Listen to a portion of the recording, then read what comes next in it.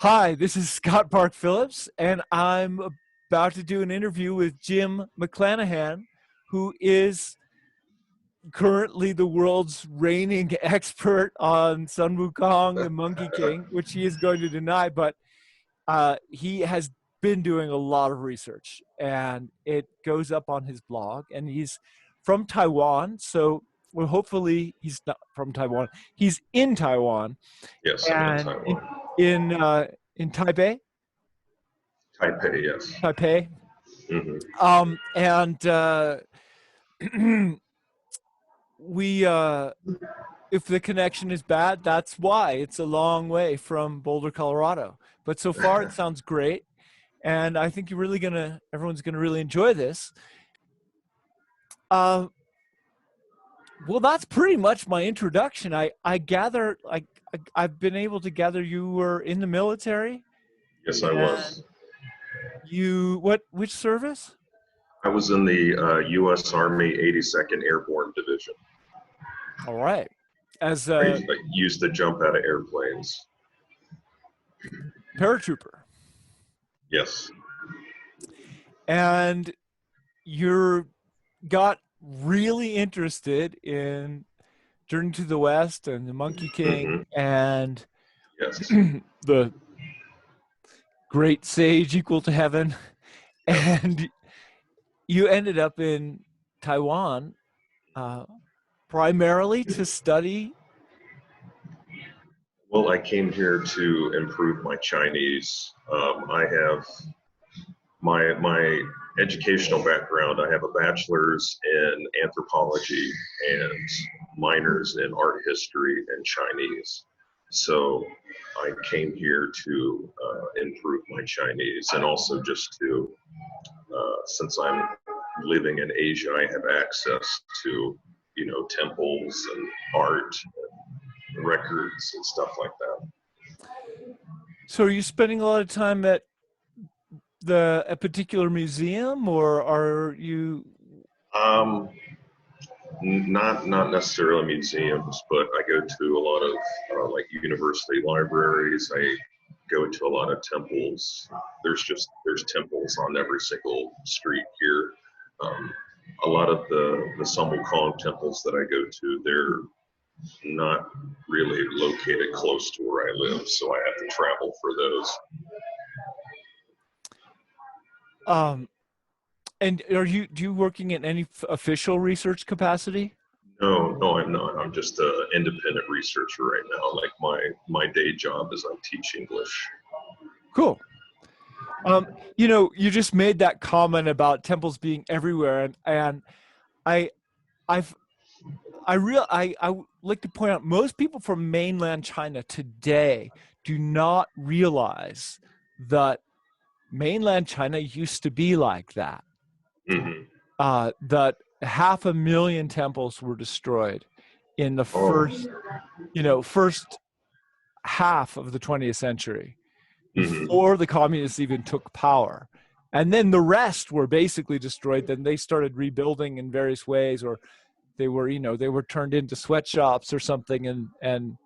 Uh, but uh, but uh, academics um, are often hesitant to use Taiwan as a window into the rest of China for good reason, but it is.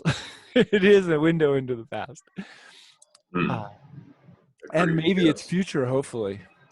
Hmm. So I'm gonna just start off. You can say anything you want. I like keep it informal as much as is possible to keep it lively. But I'd love to for you to sort of talk about 3 to 5 of your favorite blog posts. Okay. So the first one that I'm going to talk about is one that I wrote, let's see, back in May of 2018. And it's called "What Does Sun Wukong Look Like? A Resource for Artists and Cosplayers." So I'm an artist myself. Um, and I like to go for authenticity if I happen to draw pictures of Sun Wukong. And so I wanted to write something for artists and cosplayers, because I've seen a lot of stuff where people will make their own designs that look nothing like what he's described in the novel. And especially, let me see, I'll go down to the bottom here. So there are a lot of really popular video games that portray Sun Wukong. And let me open this up here and I will share this with you. So this is a very common depiction of Sun Wukong here. So this is him from the video game Smite, and that's with a capital SMITE. And you can see that he's just huge, hulking, muscular, and he's got like a gladiator style pauldron on, and then he's got like this giant, it looks more like a club than a staff. But in the novel, he's actually described as being really, really small and skinny. But I'll get to that later on. So I'll go back to the article here, and hopefully that was on there long enough. People can pause the screen. Oh yeah, or go back or rewind. To it. Yeah. Yeah. So what I want to talk about first is, so a lot of people may not know that stories about Sun Wukong go all the way back to the Song Dynasty, which is 960 to 1279, somewhere around there. And all the way back then, he was known as the Monkey Pilgrim. And while there are no written records that go back to the earliest time. Well, I mean, that's primarily because he was a character in oral storytelling. You know, it was a primarily oral medium, and the oral storytelling can actually be traced back to traveling monks who, you know, taught scriptures to the illiterate masses. But there are some pictorial evidence that goes all the way back to the 11th century and the Hushi corridor of Gansu province. And it's from the 11th century. So in the Eastern Thousand Buddha Cave #2, there are some ancient depictions. So I will pull that up. And this picture that I'm about to show is Xuanzang and, let's see here, Xuanzang and Sun Wukong. So you see here Xuanzang, he's got the halo of a holy person, and then you have Sun Wukong, and let me zoom in on that because he looks really derpy. Really, really derpy. He's got an overbite. He's got a bowl cut. You can see the headband though, and that's something I'll talk about more later. Let's see. All right. So let me stop you. This collection was. Do we know, is this a Chinese collection? Is this a Tibetan collection? Was this another ethnic group that was there at the time being? It is associated, let me go back. So it was in the Western, they're like a Shishia dynasty. So the people who painted it were likely, let's see, what do I? Sogdian or Xiangnu or? Let's see, I've got it written down. Sorry, I've written so much stuff that it's. I know. That's okay. I just thought. Let me see, I've got it written down, and let's see here.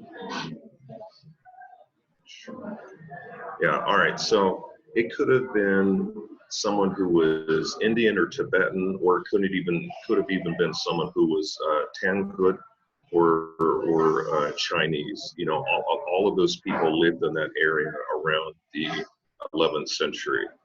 So, you know, it's very possible it could have been anyone there. The Gansu was this interesting kind of it had a nomadic element as well as as a major trading center. Right, right, yeah. So, that's one example from the Song Dynasty. And then there is a later example from pretty much the same area. It's from Yulin Cave number 3. It's again in Gansu, both of which are the previous example I showed and this one. They're both located along the on the Silk Road towards the eastern end of the Silk Road. So a lot of travelers and merchants, holy men, warriors would have traveled back and forth along this and Sure. seen these depictions. And so this is one of the later, this is in Yulin Cave number 3.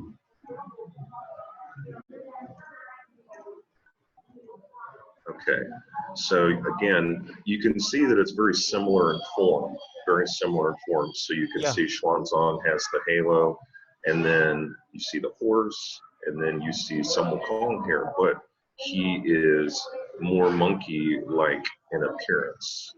And he's got the hairy arms, he's got, the prognaathic face. Yeah, I don't see the headband. Yeah, he doesn't have a headband here, so I guess there's a lot of variability in his early depictions. Yeah, and one of the articles I'll talk about later, I talk about the origins of his headband. Okay, and then so there's that example, and then so we have another example from the year 1237. So the two examples I just showed you were from northeast or northwestern China. Yeah. Now this example is from Quanzhou and Fujian, which is in southern China. Yeah. And this is a depiction that appears on a stone pagoda that was erected around the year 1237. And again, this is a lot of scholars think that this is Sun Wukong. And sure. Okay, so let me move this up here. Right. I've seen this one. Right, so he's got the headband there, he's got the rosaries, and then here he has a sword. And actually I've seen this was a sword that was used during like the late Song and then like early Yuan period.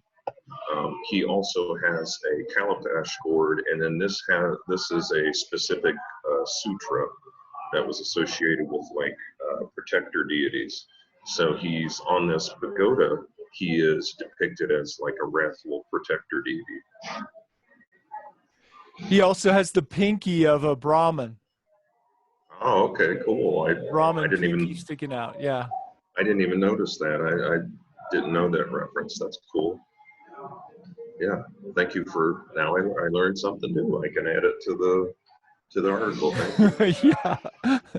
And then this is something I'll go over more in the other article about the origins of the headband and everything. Yeah, cool. All right, so those are 3 examples from the song, and then or 3 physical examples. And then during the 1250s, there was a poet who lived during the Song Dynasty, and his name was Liu Kezhuang. And he wrote a poem that he basically uses Sun Wukong as an example to describe how ugly he is. Like the poet was in his 70s at the time, so he used Sun Wukong as an example. So the poem goes, a back bent like a water buffalo in the stream, hair as white as the silk thread issued by the ice silkworms, a face uglier than Ho Xingjia, which is like the monkey pilgrim, verse more scanty than He Kusher, which is just mean so-and-so. It's just a random reference to a poet. And so he's just basically talking about how ugly he is. And so ugliness is a subject I'll return to later on. But like the majority of song sources describe him as Sun Wukong as, you know, the size of a man. He may look like a monkey. In one source, and this is a very important one, it's a story from the late 13th century. It's called The Story of How Tripitaka of the Great Tong Procures the Scriptures. Mm-hmm. And this is the earliest published edition of Journey to the West. It's got 17 broken chapters, and actually the first chapter is missing. Mm-hmm. But in that story, it's a storytelling prompt, so the oral storytellers would use it to tell stories. In that story, he's actually depicted as a white-clad scholar. So even though he's called like the iron-browed monkey king of the 84,000 monkeys, he's a white-clad scholar. And so he's not depicted as, you know, ugly or anything like that. So, like I said before, the majority of song sources depict him as like the size of a man. And I think reasons for that is because maybe the artists who painted pictures they lived in areas that were devoid of such animal examples, or they simply just imagined a monk like themselves, because a lot of the artists were probably monks. You know, they imagined themselves with monkey features, or they could have just been influenced by stage portrayals. You know, obviously, if you're going to be doing a famous story, you need human actors, and then human actors are the normal size. Yeah, I mean, I might sort of just, maybe we could stop here for a moment and just sort of go over all the implications. Mm-hmm. So the received text, like the, you know, that well, like that people are usually reading, the one that's translated, for instance, Mm-hmm. was written in the 1592, I think. And And that's when it was anonymously published in 1592. so, and that's an assemblage, but a very, very well assembled compared to many of the other classic epics of that time. Right. And but there's all these, but basically we know this story from the pictures is already at that point at least 400 years old. Mm-hmm. Right? And we can talk about the Indian origins here. There's clearly a lot of Indian possibility, but those stories are not just storytellers. They're almost certainly performances. Right. That were puppets of various types and live action performances. And also at that time, it's pretty likely that he was in fact a god in the Chinese tradition already. Mm-hmm. So he was being then invoked in some kind. Although that, I don't know if anybody has really studied the cult of Sun Wukong before. Maybe you could get into that before the book, but certainly after the book, he is commonly invoked by Tang Qi or various types of spirit mediums, Right. and used in various types of warfare. So yeah, just want to sort of get that background a little bit laid out. Okay, yeah. So as far as I know, the earliest official record for the worship of Sun Wukong goes back to the 17th century. And I do have an article that focuses on his worship in Fujian, and that's most likely where his faith started. So Let me look that up really quick. That can't really be right, you know. Even I'm not saying that the article isn't dealing with real documents, but the idea that when you put people on the stage in the Ming Dynasty, they were called shenmo. They were Yeah. gods, in fact. Right. Well, no, I mean, I agree. His worship most likely predates that. So it's just like the first documented case. So it goes back to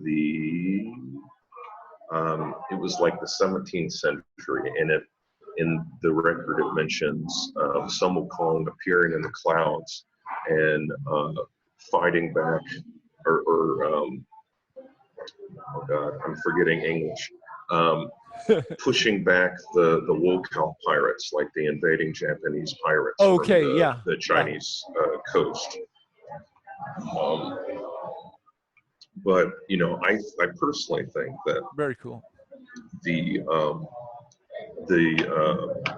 stone carving that I showed earlier with the let's see, I'll look it up. Sword, yeah, with the sword. With the sword, yeah, with the sword. I think that might be indicate that he was appearing on a Buddhist pagoda along with bodhisattvas and Buddhist saints and other like wrathful protector deities. So I think that it's certainly possible that he could have been worshipped at that time. And Fujian, actually, going back to the 12th century, actually before that, it might have been, was it the Tang Dynasty?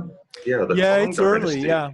The Tang Dynasty, there was actually a historical monkey cult, but a lot of scholars they're weary about connecting it directly to Sun Wukong, because there is a story that appears in Tang Dynasty records where a live monkey was captured and killed, and then they put like clay or something over top of it to make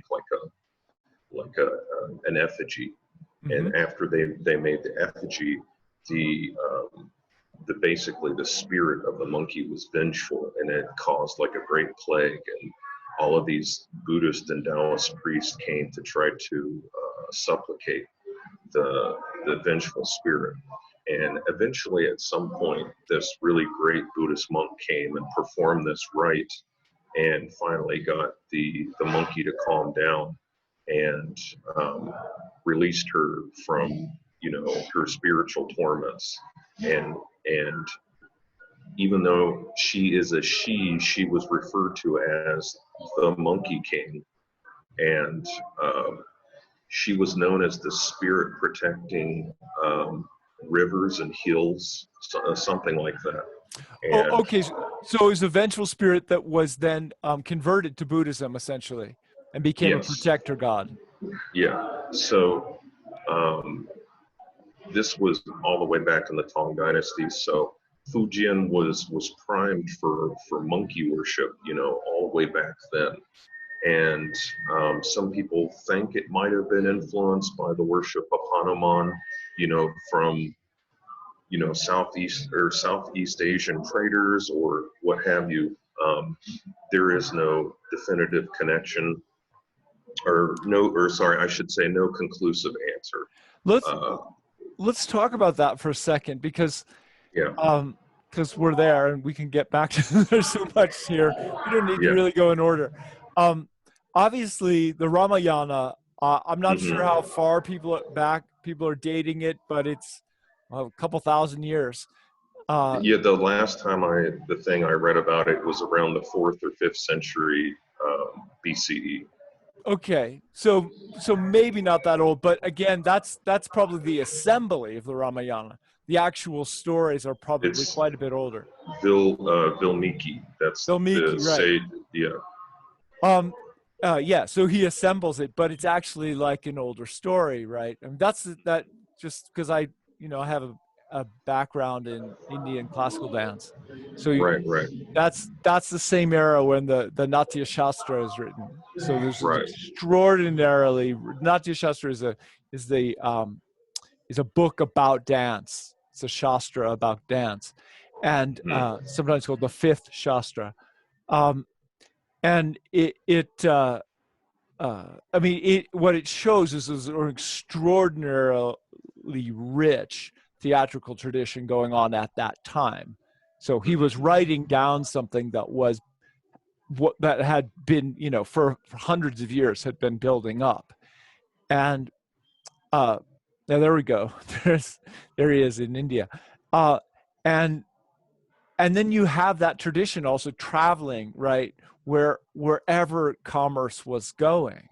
Right? So it's all over India, and it's all over, it's in Cambodia, and it's got to have made it to Vietnam, which is part of China at various times. It's in Java, it's in Malaysia, still very strong in Java, right, and Bali. And so, and we were just talking about Indians being in Western China, and bringing Buddhism, or possibly bringing the Ramayana along with Buddhism. So it seems like there's very strong evidence that it was there. And the other thing I wanted to say, since you brought that picture up, have you read Joseph Alter's book, The Wrestler's Body? I have it. Yes, I have read it. Yes, it's Yeah. been a while. Yeah, but I've read it. Me too. I read it a while ago. But here's as an anthropologist who wrote one of the first and best books on martial arts studies, really. And and this I was in Varanasi, where they worship where they embody Hanuman, the monkey god, as wrestlers. So they are training and doing ablutions and playing with that very specific kind of club there, and climbing ropes and wrestling as embodiments of Hanuman. So there's this very strong martial arts and performance element, and a strong moral element, as he points out, that these, they have this role of being kind of the physical embodiment of the local Raja or kings. So the kings would symbolically fight each other through their wrestlers, who were representations of Hanuman. And so I kind of think that probably made it in some form to China early on, and then it did, because there's like a paper from Victor Mayer, and it talks about all of the different documents that made it into China, and there's actually bits of the Ramayana that were absorbed into Buddhist doctrine, and a lot of like Western and Chinese and Japanese authors have like picked them out, and I can provide you with a link to that. Great. I think I have that somewhere. A long time ago, I read it too. Right. Yeah. Cool. So if people are interested, I have a blog that archives that talks about the evidence. Awesome. Yeah. Well, what's your criticism of that view? I think that there is a connection between Sun Wukong and Hanuman, but the more and more I do research, I personally think it's more indirect than direct. And up until about last year sometime, I was a very strong proponent of the, Hanuman directly influenced Sun Wukong view. But then I learned about a Tang Dynasty story that is from the Tang Dynasty. And it's about a white ape that kidnaps women, and then he has like his own harem. And that may not sound anything like Sun Wukong, but in the story, I'm trying to think what year was it. The late 7th century is what it's from, and it's called. Let me see. I don't remember the exact name of it, but here. Sorry. Let me stop sharing. No, I like the sharing. All right, go ahead. Yeah. So let me see here. I've got my website pulled up. Yeah. So it's set during the late 7th century, and um, so the whole story goes that there is this general who goes to the Southlands and he's conquering these minority groups. And for whatever reason, he brings his beautiful wife with him. And so the local people tell him she shouldn't be here because there is a monster or a wrathful god in this area who will kidnap your wife. Like, it's going to happen. Nothing can stop it. So uh, he puts her in this locked room with all of these guards, and then like they feel like this wind, and then swoosh, she's gone. And then they travel for like 300 miles in all directions just trying to find her, and they eventually find this lush green mountain paradise. So think of Huaguoshan, and it is lorded over by what they call a murderous god. And the when the general and his men go there, the women tell him, you know, you guys can't do anything against him. He can, you know, defeat an entire army by himself. So again, there you go. So lives in a green or a lush mountain paradise, can defeat entire armies by himself. And then they eventually find out that this murderous god is a magic white ape who can fly and change his own shape. So he can change, he doesn't really display really great shape changing abilities, but he can change between like an elderly man. Well, he's elderly, but he's kind of like a big, powerful, he's like over 6 feet tall, but switch between an old man and an ape. And he studies Taoism. And so like he has like the old bamboo slips, like the books made from the bamboo strips. Yep. And none of the women can understand what they say. And but because he's so powerful, the women say, you know, we can help you defeat him because he's got this problem with, he likes to get drunk and show off his strength. So they said, you know, he likes us to tie his hands and legs to the 4 posts of his bed. And yeah. So they said, you know, we double it up with silk rope, and he's able just to break it easy because of how strong he is. But if we get him drunk and we triple it up and we interlace it with cotton. Cotton. Yeah, triple it up with silk and cotton. They think that he won't be able to break it. And you'll really like this.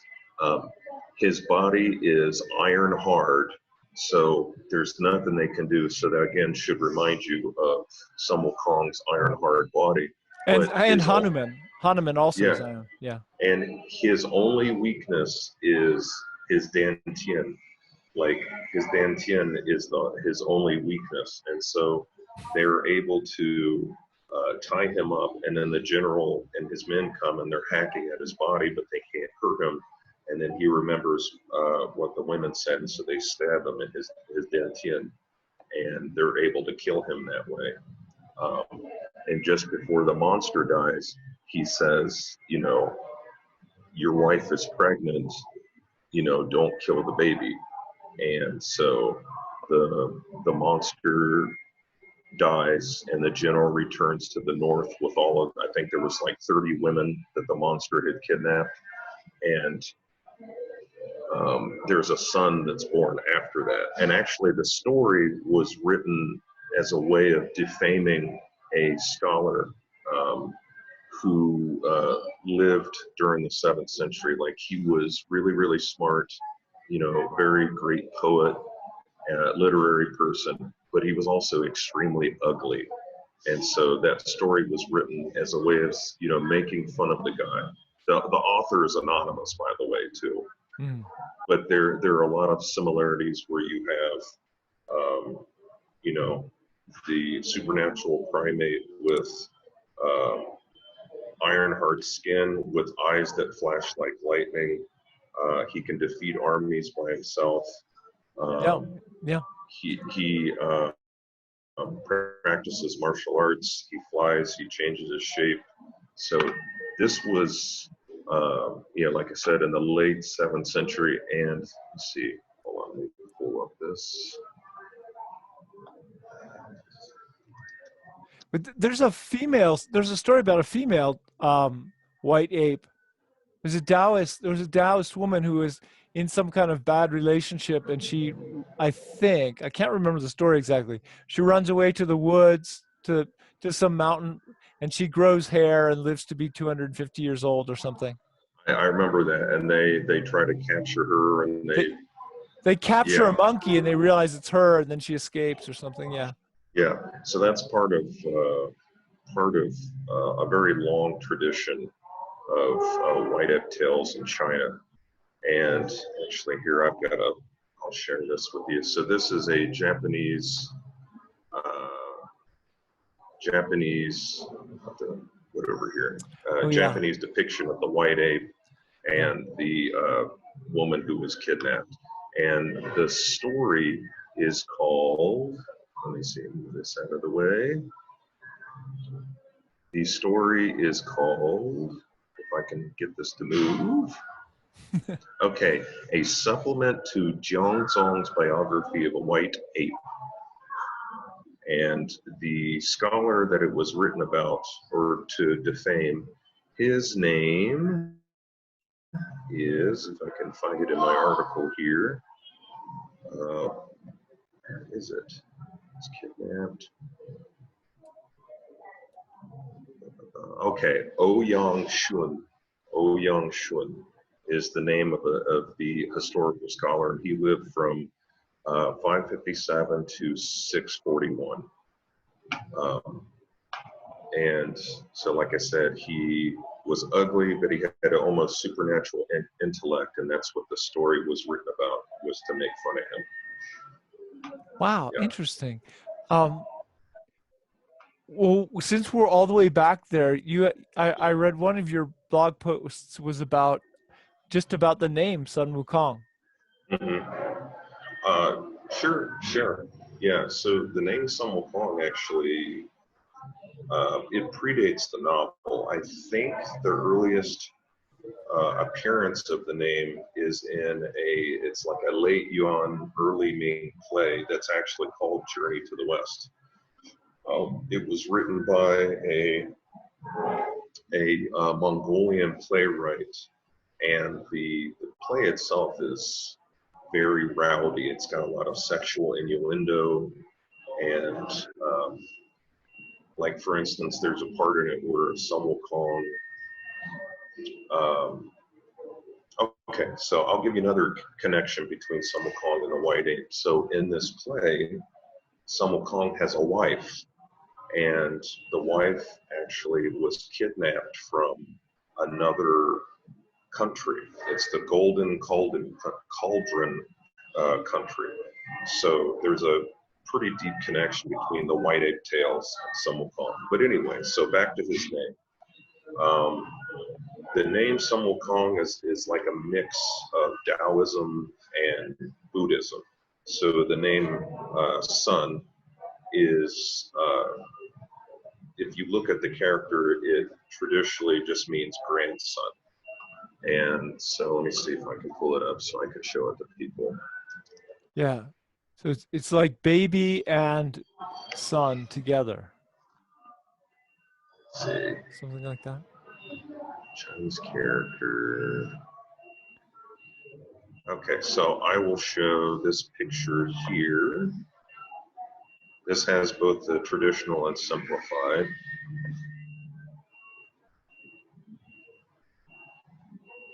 All right. Okay, here we go. So it's the character here on the far left. So that is his name's Sun. And in the novel, the very first chapter, when Sun Wukong is adopted by, or taken as a disciple by Subhuti, the sage tells him, you know, you look like a Husun, which is a Chinese word for a macaque monkey. And so Husun refers to the barbarians that lived in northern China, because so the word Husun means grandson of the barbarians, a grandson of the barbarian. And the reason that he called them that is because, you know, barbarians who lived in northern China were considered to have both human and animal qualities. And it's the same way that macaque monkeys, you know, they have both animal and human qualities. You know, they have the same body plan, you know, basically as a human, but they're hairier, they have long teeth, what have you. But in order to take the name and put it into kind of a Taoist context, the sage separates the radical from the right side of or from the left side, and splits the character in two parts. So you have Zi, which means baby, infant, yeah, seed. baby, yeah, and then she. So basically, baby boy is basically how he splits it up, and he connects the meaning back to something called the Shang Tai, which is it is like the original, or the Shang Tai is basically a fetus that is developed in Taoist internal alchemy, where the practitioner will create. It starts as like a pearl in the Dantian through the cultivation of qi and spirit and qi, sheng, and jing, and like seminal essences. Yeah, Then, don't say that. That's not right. But so yeah, I mean, this is my field. So yeah, there is this idea that you cultivate something inside, and it's kind of a baby, and there's lots of depictions of that, and it grows. right, But it's actually you that you're remaking into a baby. It's right, actually right. Yeah, I was gonna. visualized. Yeah, right. Yeah. Yeah, and so that's basically what that is. Like you're Yeah. like It's a the immortal spirit egg. body. Yeah, yeah. It's, I have it on the article. Like I'm a master of none. Like I know a little bit about a lot of stuff. Yeah. Yeah. So in the martial arts, in internal martial arts, we have the concept of two bodies. Right. So you can fight with two bodies simultaneously. So you have like, and the way to develop two body power is to cultivate a baby inside.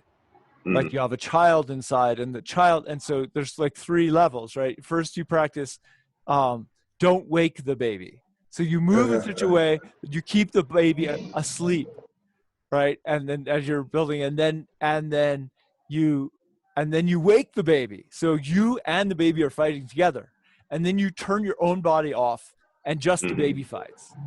Right. And then the baby becomes bigger than you. And fights. So that's the sort of an internal martial arts sequence. Right. So in like ancient, Taoist meditational practices. So like you said, like it's you're remaking your body, and eventually I have the source on my blog. So the visualization starts off as like a pearl, then it grows into like a lotus, and then eventually becomes like an embryo in the body, and then you train that to go out through the top of the skull, and the longer you do it, the further that this body outside of the body can travel, and so you're basically making an immortal spirit body. And so that's basically what the whole sun is referring to, is this immortal embryo. So that is the Taoist part of his name. Yeah, I just want to clarify that that's just one description. There are hundreds. Yeah, there's lots and lots. Hundreds. Lots. Yeah. And then let's see here. I'll go to his name. I bring that up because I keep trying to point out to people that if they're familiar with Chinese literature, for instance, Journey to the North, whenever you put the elixir inside your belly rather than cultivating yourself inside the egg. So the higher level is that you are the egg. But the lower levels, you put it inside. And if you do that, you make yourself a slave to the master who gave you the elixir, or who taught you. And that's one of the shocking things to me about people who are sort of practice in the West, and they don't know Chinese literature. They end up just, doing that thing that actually makes you a slave. Right. Yeah, I actually haven't read that novel. That sounds very, very interesting. Well, yeah, because you had all that material in the 72 and the 36. Yeah. And of course, that's the story, right, of John Woo, right? John Woo, he has, I think, 72 rebirths. And after 72, then he finally regains, his full being as Xuan Wu, as or John Wu, the mysterious warrior, because he's actually he's one of the Hun of the Jade Emperor.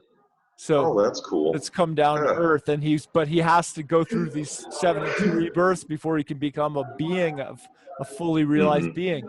And then basically his job is to capture. He has the 72 rebirths. Then his job is to capture the 36. They're sort of all various forms of thunder god generals that are. They're all demons, basically, who had been enlisted in, because it's a circular logic. It's a circular thing. They were part of heaven, and they were managing basically the war in heaven, or the defense of heaven, and the rectification of everything. They're the power that creates harmony in heaven. But they just all got let loose, and they're wreaking havoc all over the world. And so he has to go and convert them through the golden elixir, one after another. And he gets them all to practice the golden elixir in various ways of getting it inside their bellies. That's cool. Yeah, and then finally he's got control of all of them, and he takes them back up to heaven. Wow, I'm definitely going to have to read that. That's super cool. Yeah, and I did the 72. I don't remember if I might have mentioned it in the notes to that article, but this one scholar mentioned that Lao Tzu has 72 rebirths too. Yeah, actually. So that yes, might be I have that. That's from. They're listed in the Santian Neijing, the Three Heavens internal classic, and which is really a really interesting read. But it's also 64 plus 8, right? Because you have the hexagrams, all the possible fates, plus the 8 secret fates. Right. Which are also a calendar in themselves. So the 8 become divination days. So you follow the calendar through the fates, and then every 7 days you have a divination day. Right. So that's how you get to 72. So in the 72, it goes through the year and it reverses when it hits the solstice. So this stuff is just flying. We could talk. We just do a show on that. But sorry for the distraction. Oh no, it's okay. You're going to talk about headbands. Or are we still talking? Oh, we didn't get the Wukong part of the sun. Yeah, we didn't get the Wukong. So basically, it just means like awaken to emptiness, and it's a reference to the Buddhist concept of shunyata, which is like detachment from. Well, Buddhists believe that they are, born into an illusionary world that they must escape. Maya. Or samsara, whatever. Samsara or Maya. Yeah.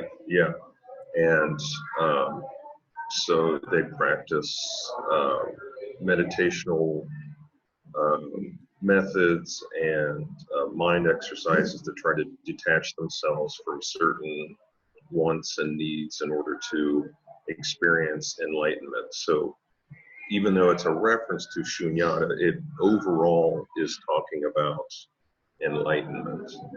And this goes back to, there was a really interesting paper that I read where this person said that Sun Wukong's name and his story is basically a reenactment of, there was a Taoist during the Song Dynasty, and let me see, I've got it here. Let's see, where's it at? It was a reenactment of, let me stop sharing. You can share the words too. People can read on the screen, but yeah. Right, okay. So there was a Taoist, his name is Zhang Bo-Duan. So he's really famous. Yes, yeah. Sure. He's considered like a Taoist Southern lineage patriarch. Right. And so he preached that it was kind of a combination of Taoism and Buddhism. So he believed that in order to become like a full-fledged transcendent, that number one, you had to achieve the elixir, something that would indefinitely lengthen your life. And then second, you had to develop the Buddha mind. So that would completely free your mind. So you would have, everlasting life, and then basically just like spiritual enlightenment as well. And so, and if you think about it, in the novel Sun Wukong, he only achieves the elixir, and he's actually called the Yao Xian. So he's called a bogus immortal by the Jade Emperor and the immortal. So he hasn't achieved the Buddha mind. And so the tribulations that he faces throughout the novel is considered the way that his mind is, what's the word? Like tempered. His mind is tempered throughout the journey. And that's how he achieves the Buddha mind, and that is indicated by him receiving Buddhahood at the end of the novel. But this Xian is immortal, right? Yeah. So this is also probably a popular religious concept of a fake transmedium. I'm guessing that I'm not certain of that, but that's a really huge issue, right? Because it's like, if somebody is like saying I am Sun Wukong, or I'm the Guan Yin, right? Mm-hmm. Through a ritual in which in which they are possessed by the god, and people come to them regularly for advice, and they're having a theatrical religious experience of the god, but there's a whole certification process for that to be real. But there's a constant conflict, especially when people are coming in and out of a region, because you go, that we don't believe in that one that those people believe in, this kinds of conflict. So people would maybe accuse other groups of having a fake immortal. Right. Because like Xian in the north, Xian is actually the name for a transmedium. Hmm. That is super interesting. Yeah. Yeah. So he's considered more of a fake immortal. Like he's not a true transcendent. He's just long lived and very, very hard to kill. And he has yet to achieve, the Buddha mind. And so that's what he has to do throughout the journey. And the monsters that he faces are embodiments of the of what's called like I forget the name of it. It has to do, so basically, I'll give you an example. In Stop sharing. In the novel, the Monkey King is able to travel 108,000 miles with his somersault cloud, and that number actually can be traced to a specific concept in I forget which sutra it is. Let me see.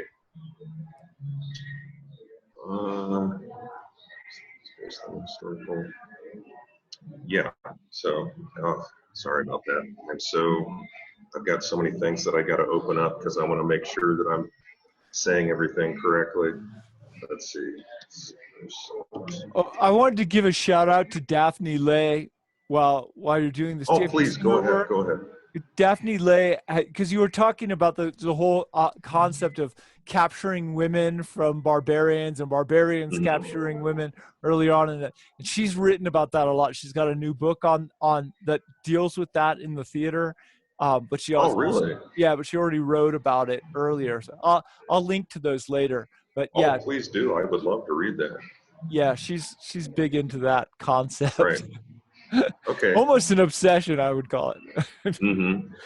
Okay, so so it's from the Platform Sutra, and so the number 108,000 miles has to do with, there's a portion in the Platform Sutra where someone is talking to Hui Neng, which is like the sixth Chan patriarch, and I'll share this so people can see it.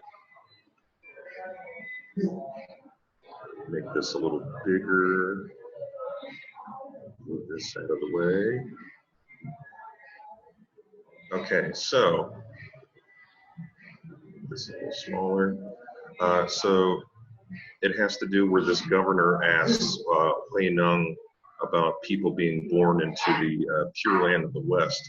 And Hui Neng says that the Buddha used, when the World Honored One was in the city of Sravasti, he spoke of the Western Pure Land as a teaching device. Scripture is clear that it is not far from here, but treatises say it is 108,000 li away, and a li is like 1/3 of a mile. This number refers to the 10 evils and 8 wrongs in one's person. This says it is far away. Saying it is far away is for people of lesser faculties. Saying it is near is for people of better faculties. Now I urge you, good friends, to first get rid of the 10 evils. That is the equivalent of traveling 100,000 li. Then get rid of the 8 wrongs. That is the equivalent of crossing 8,000 li. See essential nature in every moment, always acting with impartial directness, and you will arrive in a finger snap and see Amitabha Buddha. So basically, Sun Wukong's somersault cloud can be seen as like a metaphor for like instant enlightenment, which Hui Neng was all about. But going back to the progression of Sun Wukong's story, so he is, a fake immortal who has not achieved the Buddha mind, and you have these the 10 evils and the 8 wrongs, and so those are, if you think about it, what's 10 times 8? What's 10 times 8? 80. Yeah. 80, right? And so there are 81 tribulations that in the book. Xuanzang has to go throughout his entire life. Okay. And the very last one, they just kind of tack on at the very end. So it was 80, and that refers to the 10 evils and the 8 wrongs. And so all of the demons that Sun Wukong has to fight along the way are embodiments of the 10 evils and 8 wrongs. And so fighting all of those monsters helps him temper his mind, and he is able to achieve Buddha nature, and then he was able to become a true transcendent at the end of the novel.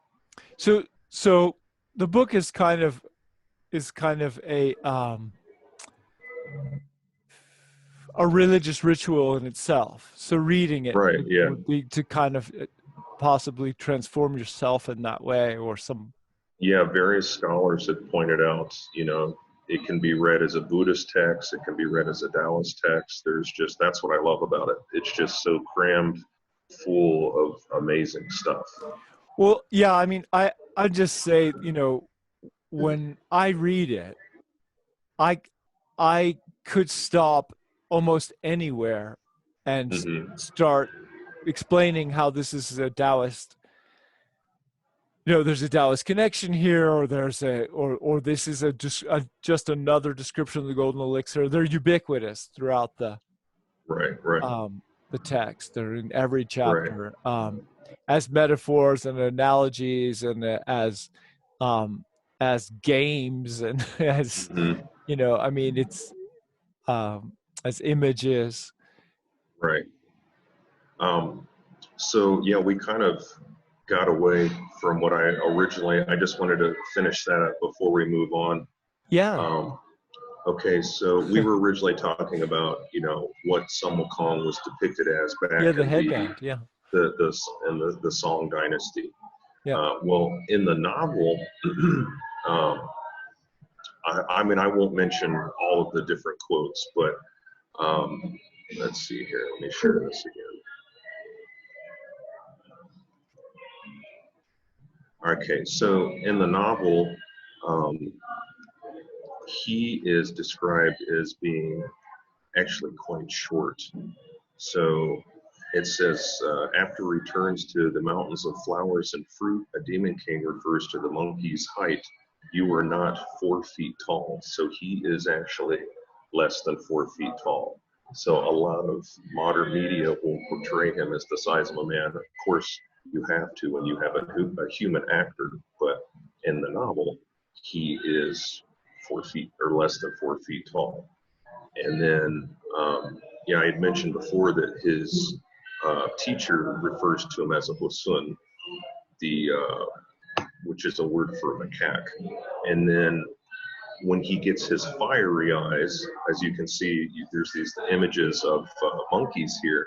With red eyes, There's actually an anthropologist who thinks that the fiery eyes are characteristics he shares with the red-rimmed eyes of the rhesus macaques. So this is the picture on the left is what they look like during mating season. The picture on the right is during normal times. So that is that. And then throughout the rest of the novel, all of the different features they mention, they say, that he has forked ears, a broken nose, fangs that hang out of his mouth. And all of these are features of the basically monkeys. And so that's what he is based on. He is based on the rhesus macaque, and he's less than 4 feet tall. So he's basically a monkey in the novel. He's not, a half man, half monkey. He's just a monkey. I mean, I like this stuff. I don't really have a disagreement with that, but it's something, if we go back to, if you stop screen sharing for a minute, I can show, here's Paulie Zink, who was trained, you know, to do monkey kung Oh fu, yeah, yeah, yeah. right? Um, uh, you know, he's um, the style of movement. You have to be. I have done this a little bit. I mean, I've done it his Dao Mm-hmm. Yin, so like 20 different animals, and I train that and teach that. But the monkey is actually the hardest. And when doing the monkey, I'm telling you, you have to be so strong. He looks skinny, but this guy Mm-hmm. is incredibly strong because when you're moving around, you're that low to the ground. Yeah. You have this explosive power, but he's always small. Do you see that? He's never above Mm-hmm. 4 feet Right. tall when he's fighting. He's Mm-hmm. little, right? So I actually think that is actually describing the sophistication of the development of theater. Here's a Mm-hmm. bunch of them. Right. This is how he moves Right, around. right. This is called Stone Monkey. In fact, this one he's doing here. I actually have an article that talks about the There he is. association between primates and martial arts in China. Uh, So oh yeah, for sure. I mean, that's that's awesome. that's it. That's the thing. Mm-hmm. Yeah, that's cool. I like that. I like that a lot. Okay, let's see here. Yeah, so and then just I mean, we don't have to go through all of it, but I talk about various things about in this one particular article what his armor looks like, what his clothing looks like. Um, so in the very, very end, I'll show you what the novel actually portrays him as. And yeah, okay, where's that? Okay. And this I know will be sacrilegious to some people, but this is how he is described in the novel. Yeah, good, good. So Um, he's bald because he's a monk. He has to be. right. I mean, he's taken the tonsure as a monk. But yeah, that's basically how he's described in the novel. And he has the tiger skin. Yeah. But did he have also a red bib underneath, or is it Um, just a tiger bib? it's just, well, like modern depictions have that, but it just says he has a tiger skin kilt or whatever you want to call it in the novel. Yeah. And he Because has like that deer skin, you were gonna say? yeah, like deerskin boots and then just like a shirt. Yeah, that's great. Yeah. The I I thought people might be interested in the bib. There's so much interesting material about that because it's you would take a bait when you had a baby, you would put a red kind of a red. They call it a stomacher, Mm-hmm. or on the child to keep evil spirits out, basically, to stop possession from ghosts or jealous babies that might want to get reborn that aren't this baby. Um, Mm-hmm. and uh, and that pregnant women wear the same thing, of a slightly larger version of it, and then you put it on the Yeah. child. And so the Tongki in Taiwan, or the spirit mediums, all are barefoot to show Yeah. that Yeah. they're babies, and they wear that red Mm-hmm. bib. And so when they portray Sun Wukong, they will have the red bib, even if they take on other clothes on top of that. Yeah. Yeah. Um, I've seen that. Yeah. Like some of um, I have an article on my website about Wanfu Temple in Tainan, and I talk about their Tongki oh, there. cool. And yeah, yeah, there's a video of him doing his thing, and he has the bib on. Yeah, Yeah, but and generals would wear those too. And so I think mm-hmm. there's some connection between generals wearing a tiger one, because he's clearly also a general. Mm-hmm. Oh yeah, yeah, yeah, that he is. Yeah, yeah, because he like the way he's portrayed in Chinese opera, he has the We have that picture from behind you. We can all yeah, see. yeah, that's the picture behind me. You can see that. Yeah, that's He's where he's got the the yeah, armies of the five directions. he's got the pennants there. Yeah, Yeah. and then the helmet with the feathers is actually associated with the historical typical helmets that generals would wear, and then he's also got the mountain Armor. pattern armor. Yeah, and actually, I don't know if you can see it, but he actually does have a tiger skin. Yes. It's kind of hard to see. I can see it. Yeah, we can see it. Yeah. You can see it. Okay. Yeah, he's also one of the flags. It looks like two of the flags are actually tiger skin flags too, of some kind. Mm-hmm. Yeah. So, yeah, it's really neat stuff. And I actually have an article that talks about why he wears a tiger skin. But it's kind of connected to the history of the headband, and I'll move on to that because Yeah, go for it. Yeah, I should just say those flags, right? They come from Taoist ritual, where you're invoking the armies of the four directions, and so generals always have that in Chinese opera, because it's like their armies are always at their command, kind of idea. That's right. And I know in what is it? Investiture of the Gods, the function Yan there. That's also used in there as well. They have the battle pennants and everything. Have you read Muhlenfeld? I have the book. I have it. I've read his doctoral thesis on the Thunder Ritual. The Thunder Ritual, and then this one. Yeah, I have that. I haven't read it yet. I know that it mentions a lot of stuff. And he has a new essay on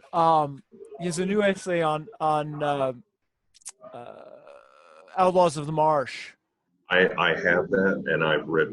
I'm not done reading it yet. Yes, I love his work. Yeah. Well, let's talk about that in a minute. Let's talk about the headband. I just wanted to check. So, the headband can actually be traced to an 8th century tantra. It's called the Havajra Tantra, and it has to do with the worship of a wrathful protector deity called Havajra. He's also called Haruka. And Vajra means thunder. Yeah, Havajra. Ha means what? Here. Hevajra. I'm not sure what his name means. I'm sure you could look it up. And then his other name is also Haruka. But here I'll share. Let's see. So here you can see the Chinese name. Yes. Yeah. Shrink this down. Yeah, you can see the Chinese name there. And then, so the headband is one of a list of prescribed ritual items that were worn by the ancient Buddhist yogis in their devotion towards Haruka or Havajra. So you can see it says, the yogin must wear the sacred earrings, circlet on the head, on his waist the bracelets and the girdle round his waist, rings around the anklets, bangles from his arms. He wears the bone necklace, for his dress a tiger skin. And so what's interesting is that the same source, the Havajra Tantra, it mentions that you can see in the black there that Akshobhya is symbolized by the circlet. And this paragraph here, it actually associates each of the ritual items with one of the 5 esoteric Buddhas. And Akshobhya is, what's interesting about him, is known for his adamantine vow to attain Buddhahood through the practice of sila or morality. And so the ritual band likely served as a physical reminder of right speech and action. And so, a monkey is basically the living embodiment of the monkey mind. And so the only way to make him calm down is to slap one of these, morality circlets on his head. And it squeezes when he behaves badly, right? Right. Yeah, it squeezes. Yeah. And so I talk about here where the Havajra Tantra was translated into Tibetan and then into Chinese during the 11th century, allowing that allowing the iconography for that to spread. And what's important is a lot of wrathful protector deities were portrayed wearing um, the same attire as the people who worship them. So let me see if I can, let me stop sharing here for a second. Oh yeah, yeah. There was a, Um, let's see. you just here. had one of the eight immortals with wearing one. I just saw that. Yeah, that was The guy, the that broken that leg. was yeah. He's actually portrayed. I'll go back to that in a second. Iron But leg. the this picture takes a little bit to load because it's really up close and detailed. But this is an 11th century brass. Let me share it now. 11th century brass statue of Haruka, and let's see, he has all of the ritual elements on. So he's got.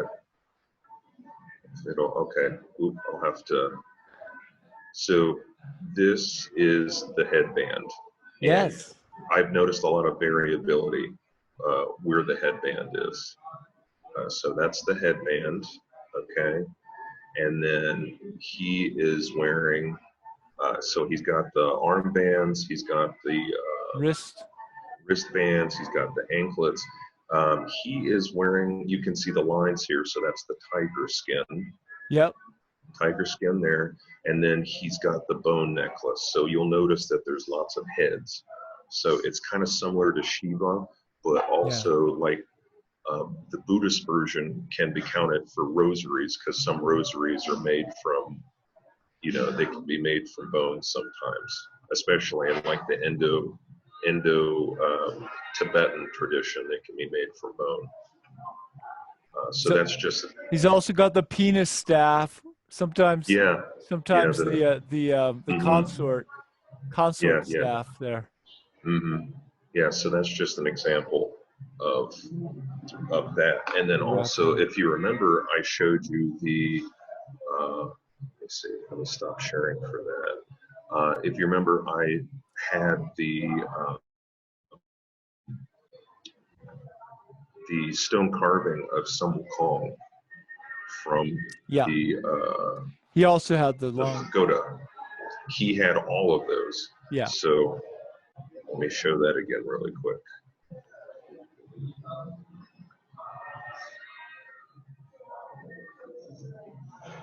So he's got the headband, he's got the arm cuffs, he's got the bracelets, he's got the possibly a tiger skin, he's got the rosary, and he's got anklets. So that's just an example of and this is from 1237, so not long after the Havajra Tantra was translated into Chinese. So it shows that the iconography was able to spread from India through Tibet and then into China. Yeah, so they're using these very particular elements as teaching tools or as kind of symbols of their precepts. Mm-hmm. And then grafting them onto their gods. Yeah, well, of course, the practice, right? There's a very close relationship between Vajrayana visualization and the golden elixir practices, because you're actually they're almost identical in certain respects, because you do a practice of visualizing the deity with all these different elements, and actually each of them are described for their infinite qualities. Sometimes they're very specific, but then they'll repeat in various ways. So they're almost always infinite. It's a particular quality of the visualizations. So like, for instance, the tiger skin might actually have an infinite movement pattern on it. Mm-hmm. Right? It's not necessarily infinitely large or something, but it's infinitely moving, like the ocean or something, right? So or like a live tiger. This would be gleaming, perhaps into infinity. that kind of thing, or the eye. We were talking about, you were in your blog, you're talking about gleaming eyes to infinity, right? These kind of practices. So the and then the golden elixir and Vajrayana in that sense work the same way. So you visualize the deity in front of you, you visualize it above you. You can you become the deity, and then you visualize another deity. So this bianhua, you do this transformation from one god to another, right? And or you can actually create a complete emptiness in your body, or caverns in your body. Traditionally, Taoists have 18 or 9, and there'll be 2 gods installed in each one. And so you create a complete emptiness that's infinite in your body, and then you put that deity that you're just visualizing in the body. So that's one of the reasons why the gods and the person themselves have the same iconography, because you might just then become them, right? You actually are the god. Right. Yeah.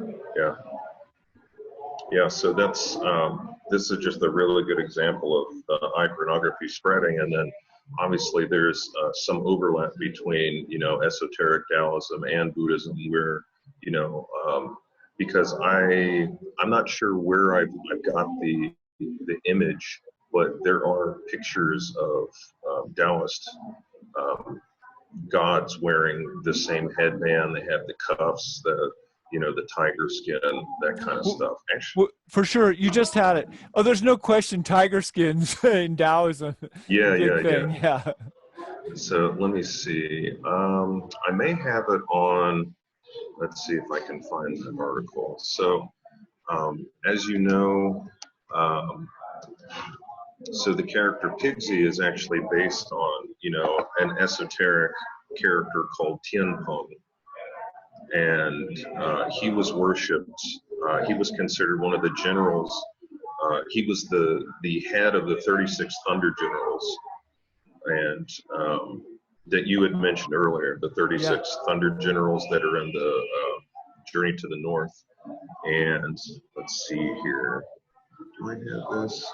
They're on the black flag of possession often too. They're often invoked for any kind of possession. You'll have the black flag hanging over people, and that they're actually invoked on there. Right. So let me see here. All right, so I did find a picture of Tianpeng. He's not wearing the headband because he's got like 3 heads, but he is wearing all of the. Oh, okay. Let me show you. There is something here. Let me share this, and I'll have to make it. So. Oh yes, yeah. So on the neck, on the neck. And then he also has the armbands. He's got the he's got the bracelets here. He's got the tiger skin, or the tiger there on the stomach, and then also you can see on the feet here. Yep. The design. I haven't been able to trace this exact design, but it appears in a lot of like late Song, Yuan Dynasty images. And that's where I think the modern traditional depiction of Sun Wukong's headband comes from, where it has like the 2 like circles here. Yeah. So let me stop sharing this. Have you seen this one? I think I do have this on my computer somewhere. Oh yeah, I have that in my article. Yeah, that's the 4 Saints or something like that. Yeah. He's one of them. I have that book. I love that book. Yeah. That book is amazing. Yeah. So I'll put a link to that, because actually you can. I don't know if it's legal, but you can get that free. Oh, cool. Well, I mean, I don't know. Again, some people fighting over copyright things, which I think is kind of good. People should fight over them. Our American laws are really dumb, but that's the issue. Oh my gosh, don't get me started.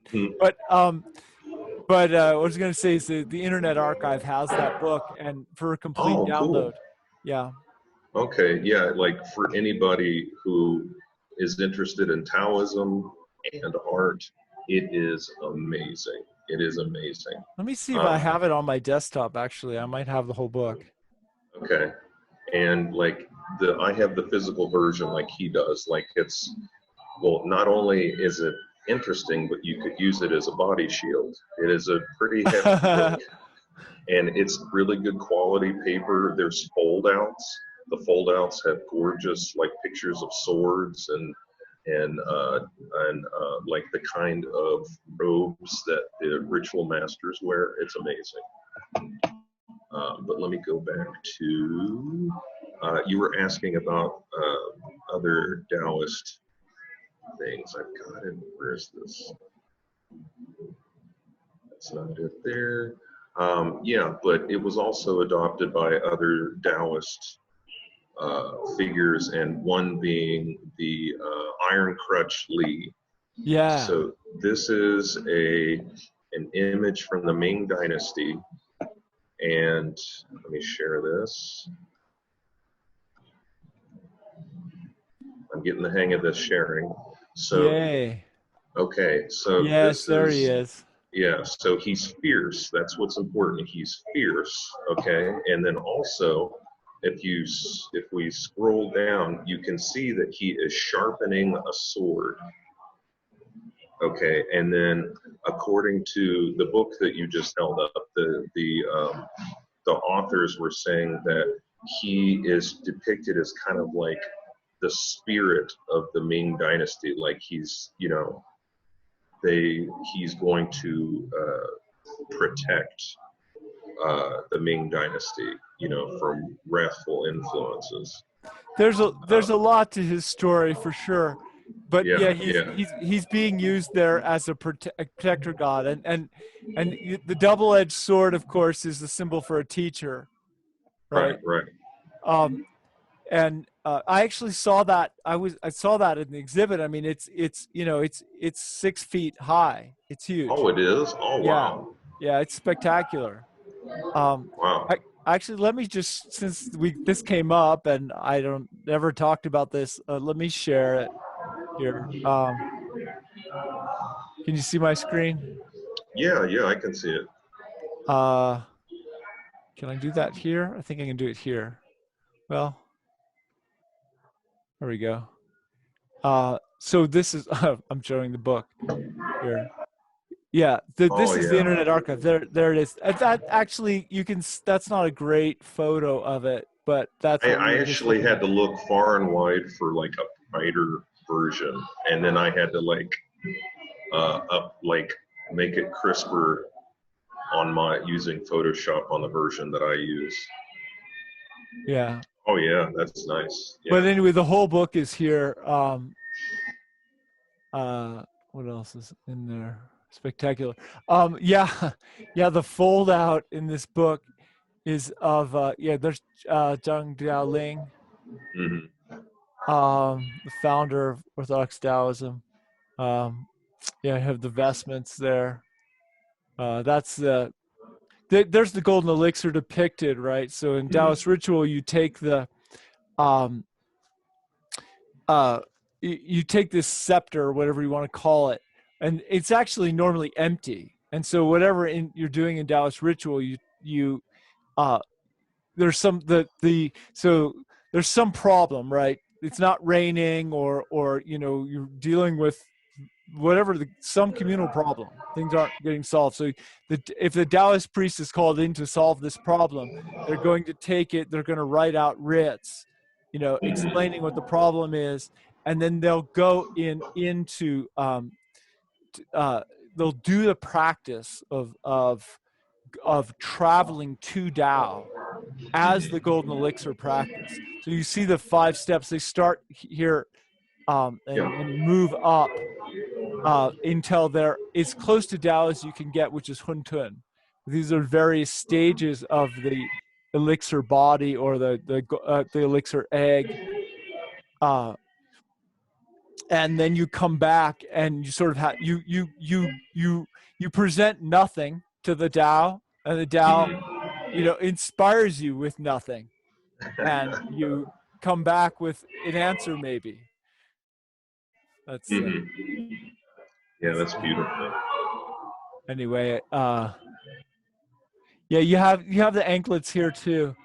That's a Yeah, pretty common yeah. depiction when they have bare feet, which you can, which is, which means, which obviously shows some Indian connection, but also means Hmm. ready to go.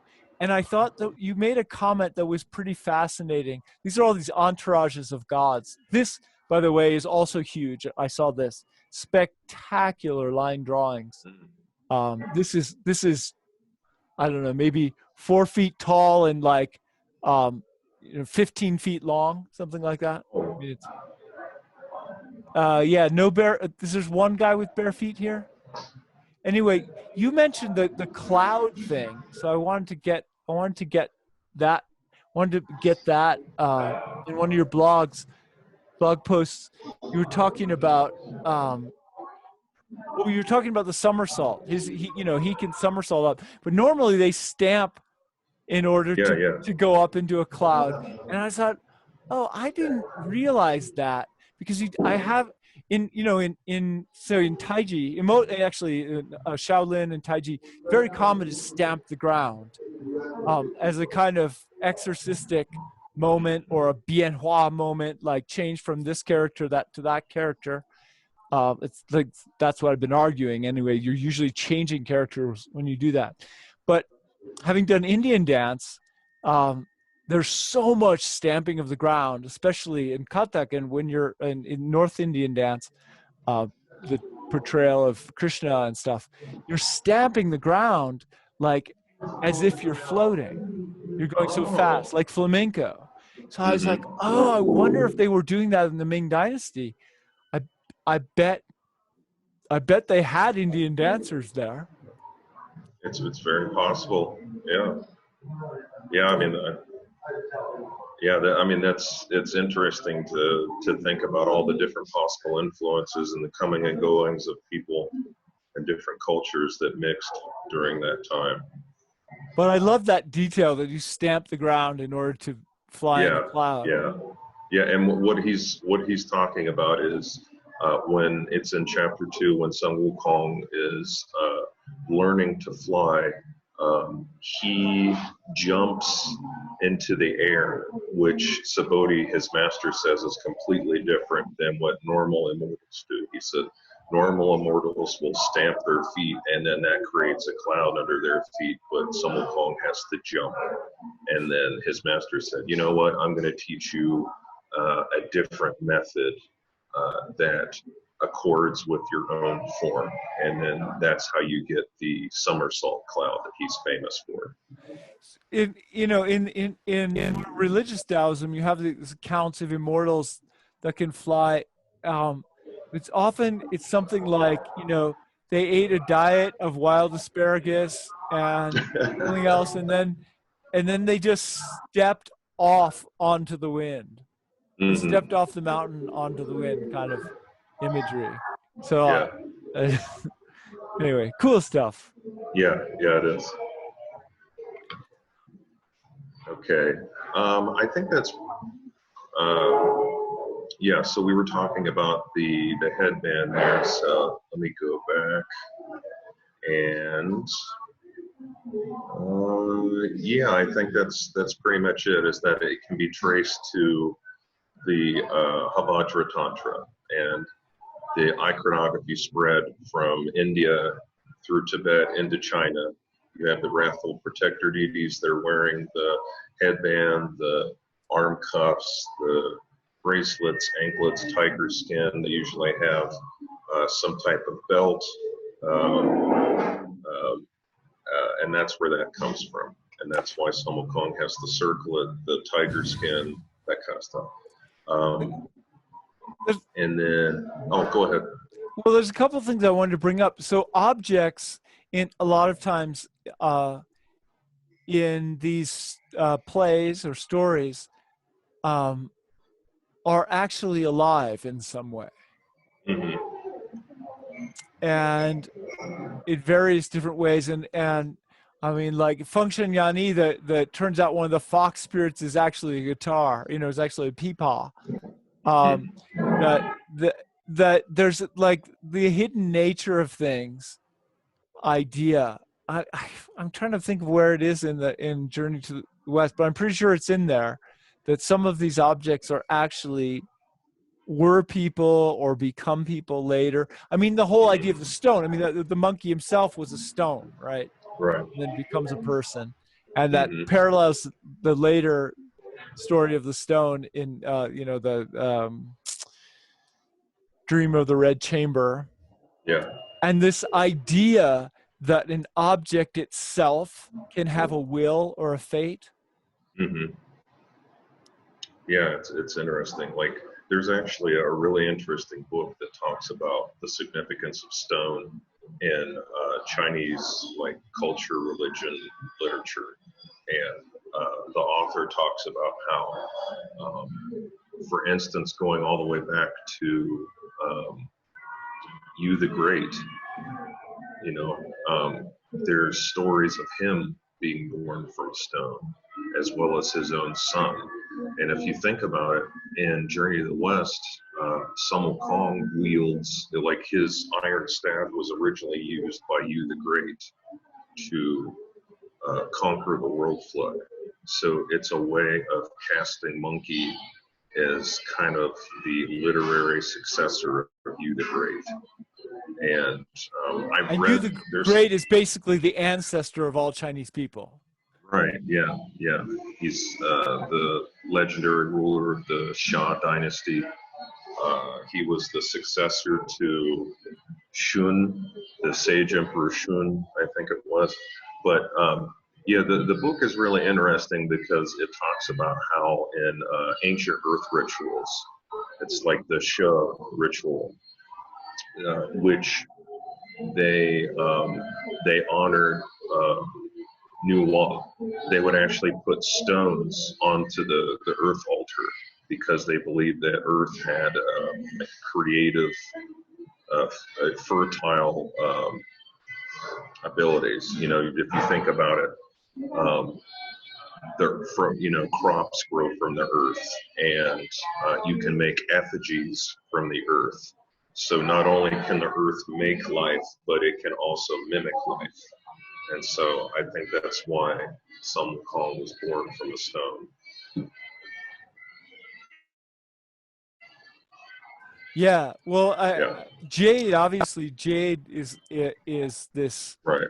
boy, is that old in China. I visited the Sanxingdui for the Shang Hmm. Dynasty archaeological site, and they have all this carved jade stuff there. And there are all these theories about how they carved it. They're not sure what tools they had because it's I don't know, pre-Bronze Age or whatever. It's like old, man. It's old. Um, but but yeah, that there's that idea that it's actually, you can see Jing and Qi together because there's a swirl in the stone. So it's like it's actually water, but moving really, really slowly. Mm. Or it's a liquid, right? But it's you can see time, right? So it's actually the one place where you can see Jing and Qi both still. Oh, that's beautiful. Yeah. So it's a symbol of power. I have this kind of goofy question for you. We'll call it goofy, but I thought you might give a chance. If you were a Chinese villager, let's just put you in 1650 or something. And your village didn't have its own martial art, whatever, because you were, I don't know, you weren't too near the north, right? Hmm. And or is a small village, but you did have a monkey temple, and the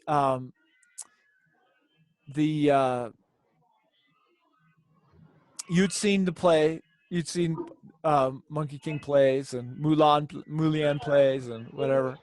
Um, say that was your main source of knowledge about what martial arts were. What would you know? What would I know? Yeah. So I'm asking you, just sort of think like, if I only knew Journey to the West, another way to say that, if I only knew Journey to the West, what would I know about martial arts? Uh, hmm. See that it depends on what portions, like, some people were illiterate, but, I would think, oh, okay, well, these people fought so many rounds with their weapons, and then some person got scared and ran away. But I would know about, swords and axes and hooks and spears and whatnot. As um, I wouldn't know much. I wouldn't know much because it doesn't really go into great detail about like specific techniques. But you'd know about invulnerability, right? Right, and vulnerability. Yeah. You'd know about the golden elixir giving you some kind of martial prowess.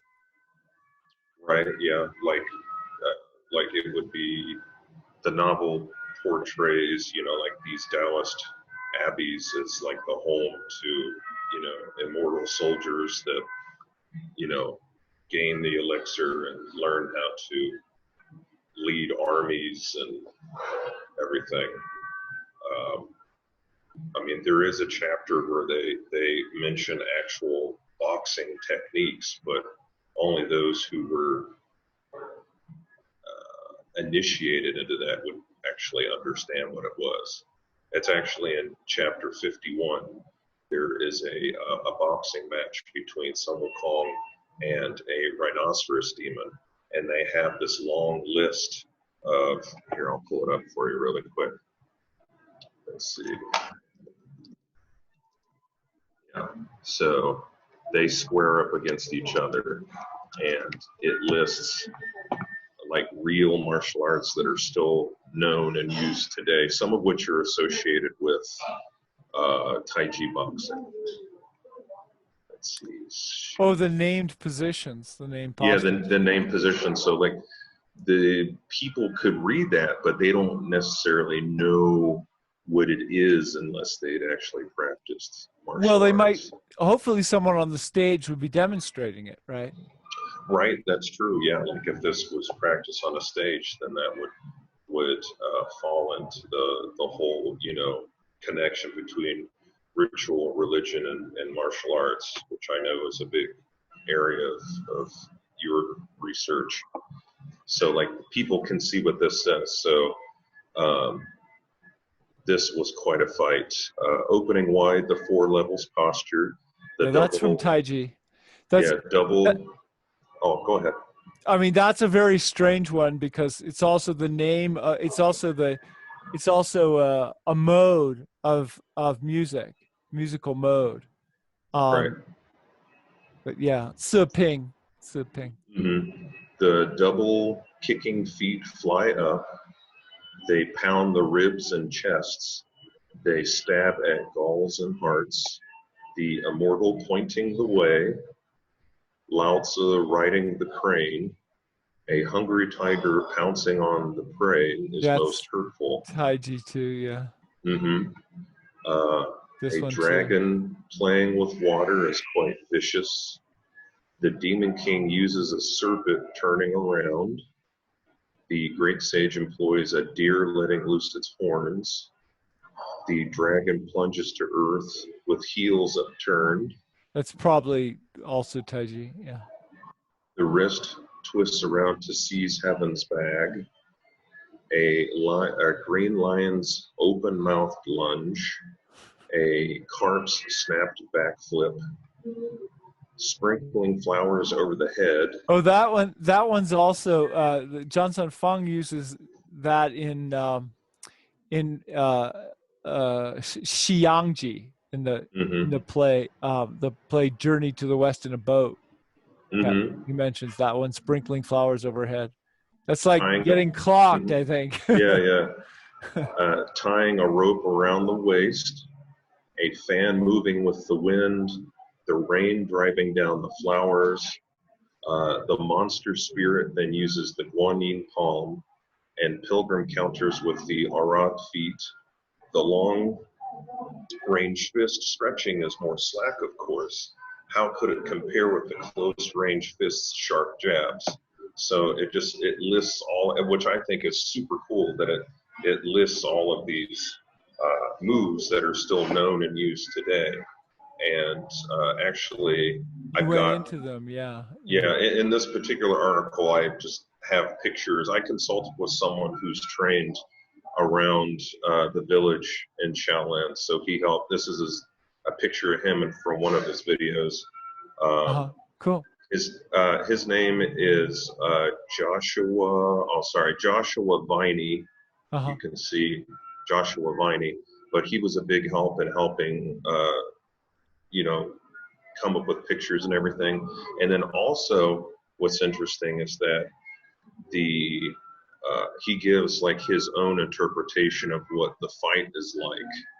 And then towards the bottom, we were actually able to find some of these moves mentioned in Ming Dynasty military encyclopedias. Yeah, that's from the Wuzher Bay. I forget what the Chijiguan.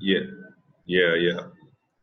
So it's just really, it shows that the author of Journey to the West, not only was he drawing from religious, Taoist and Buddhist, but he was also drawing upon, Ming military. I think people have Chijiguan quite wrong here. I think Chijiguan is actually doing theater here. I think that if you look at this, it's not separate. That's the problem, is that people keep trying to make it separate. And Chijiguan was, was involved in the theater. He was a literati too. He wrote poetry. This is his poetry, and he did fighting. And this ends up in Sun Wukong. It also ends up in Xiangji. And of course, he was a devotee of Johnson Feng and practiced the golden elixir himself. Right. So. Oh, definitely. Yeah. It's super interesting stuff. Yeah. So yeah, that's just, these are just examples of martial arts. And I think I found, let me see here. Yeah, there are some other examples. Just they kind of scatter around the book. So there are some other like weapons techniques and stuff. But in general, like if I were to read the book and I was just like a normal everyday person, I wouldn't know how to fight, but I would have known, like you said, about the golden elixir and invulnerability and everything like that. So Muhlenbeld, I thought, here's my take on it, because Muhlenbeld doesn't deal with Journey to the West. And Journey to the West gets codified in a high literary form. I would say, it's still theater, but probably compared to what it was before, compared to some of the other, maybe earlier versions of Feng Shen Yani. I mean, it's a little. I'm not really qualified to say that, but from talking to people, it is as writing, it's pretty sophisticated writing. It's not something a kid would read. It's not like Harry Potter. So what I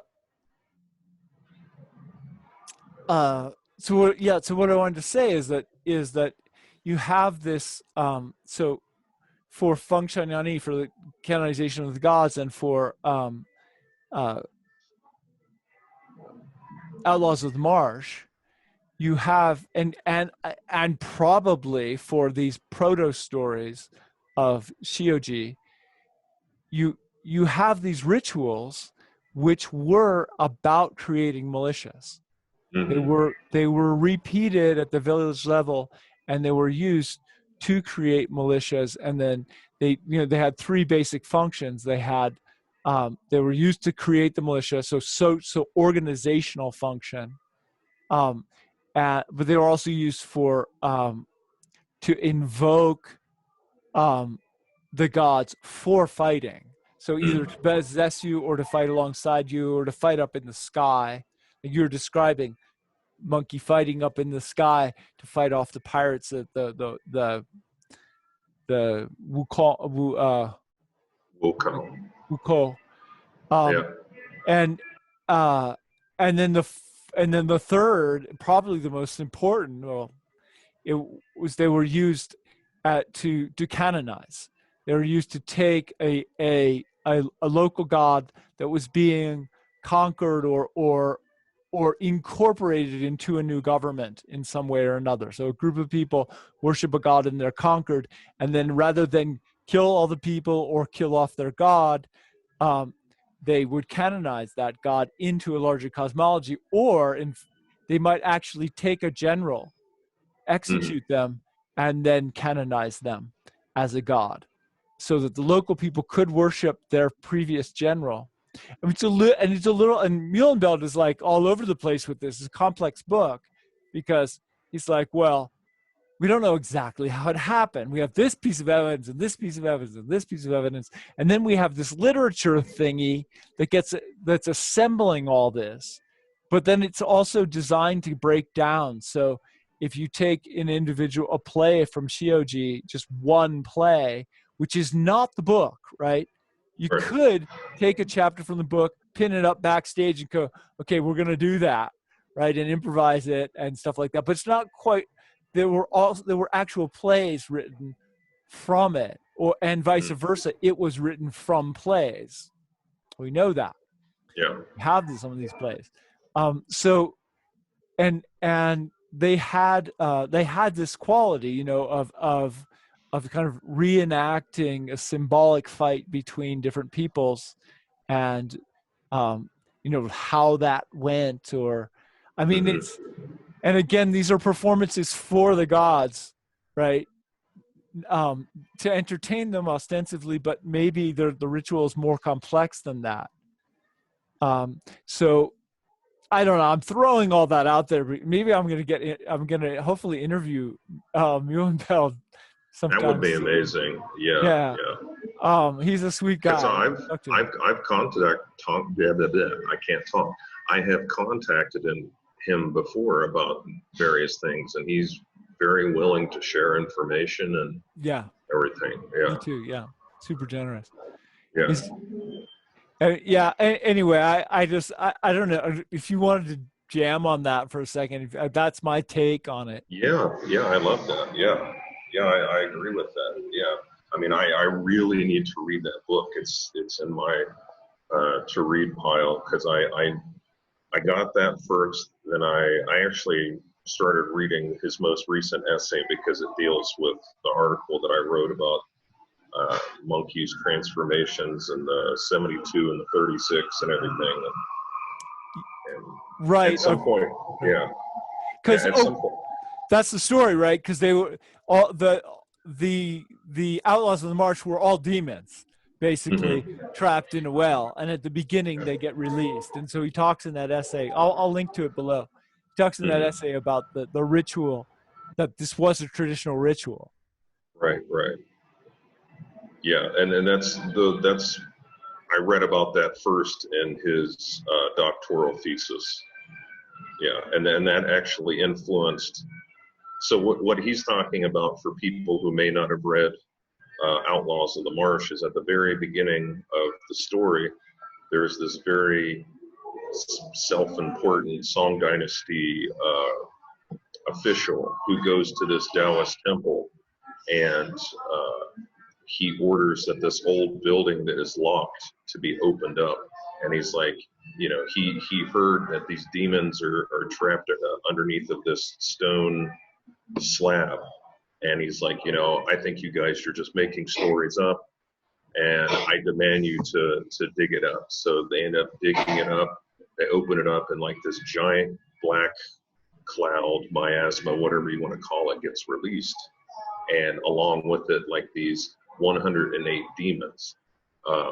but the idea of demons being imprisoned under a stone slab, it's called like an earth prison.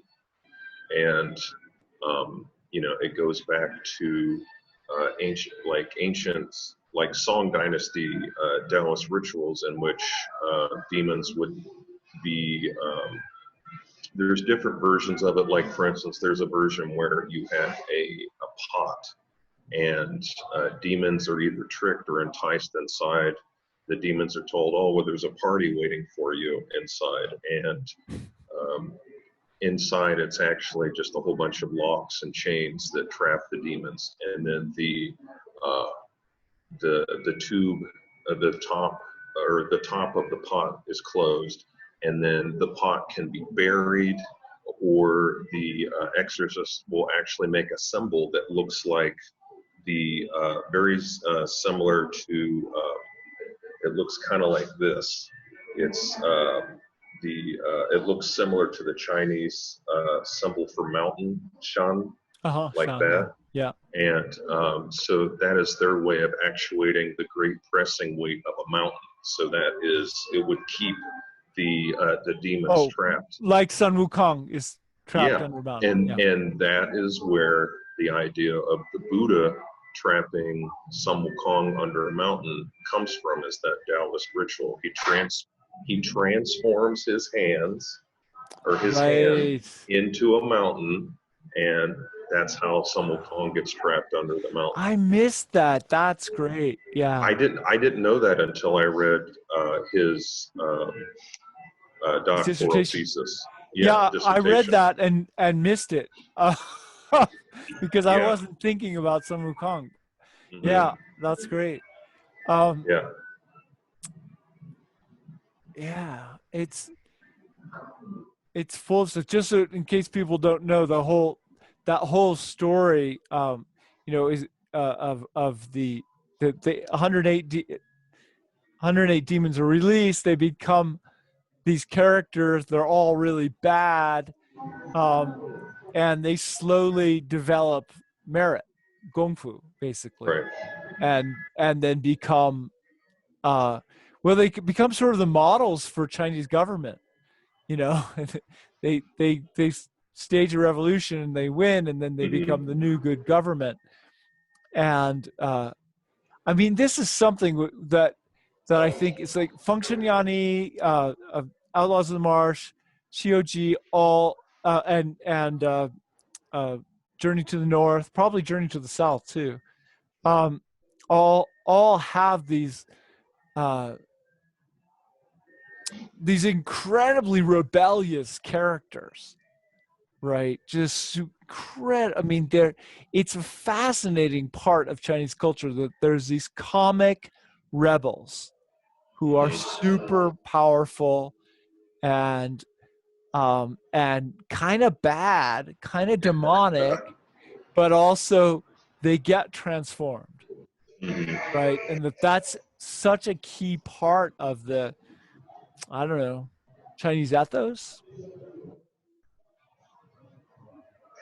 Yeah, it's I like that you take these almost demonic characters.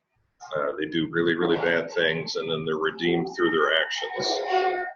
And it is certainly interesting to think about. And then also you can think about it in regards to the thunder ritual, where you have, demons who are being subjugated by, superior religious forces and changed from evil to agents of good. Yeah, thunder rituals are pretty important in this thing because at times all of these characters seem like thunder gods or have some elements of thunder gods. One thing I wanted to bring up, I don't know if you thought about it. In Function Yani, they have master-disciple relationships, and of a certain type. Outlaws of the Marsh doesn't really have that. Right.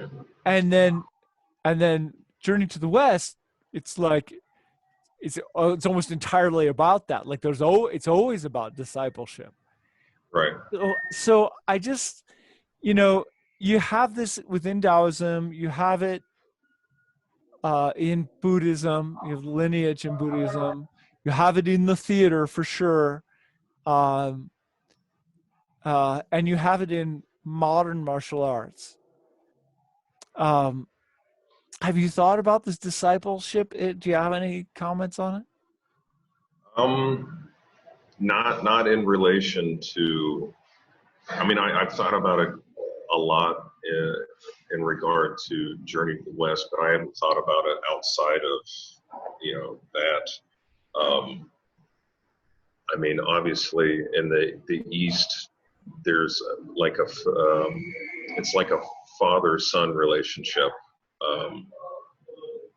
where even though Sun Wukong is this 1,000-year-old immortal, he still acts like a crying, son around his father.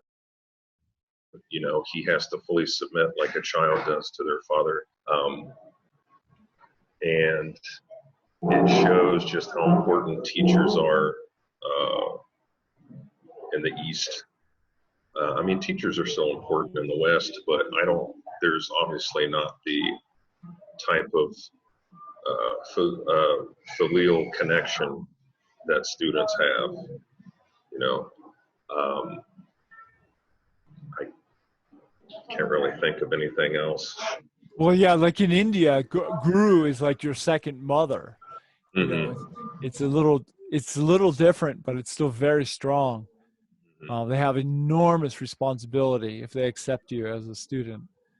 Right. And yeah, it's